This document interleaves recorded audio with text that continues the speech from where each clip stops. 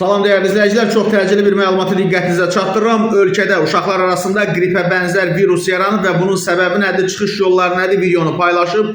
Burada üstəgəl işarəsinə toxuna bilərik dəyərli izləyicilər. Son zamanlar Azərbaycanda əhali arasında infeksiyon xəstəliklərə yoluxma halları artıb və Tibb Universitetinin kafedranın dosenti Könül Cəfərovanın sözlərinə görə yayılan xəstəlik mövsümü xarakter daşıyır və xüsusən uşaqlar arasında infeksiyon xəstəliklər yayılıb. Bu mövsümü xəstəlikli COVID ştamı da ola bilər. Onu təsdiqləmək üçün virusoloji müayinə metodları aparılmalıdır. Bunun yoxlanmamış, təsdiqlənməmiş COVID olduğunu deyə bilmərik və mütəxəssis hesab edir ki, hazırda ölkəyə gətirilən qrip əleyhinə peyvəndlər də bunun müəyyən qədər qarşısını alacaq.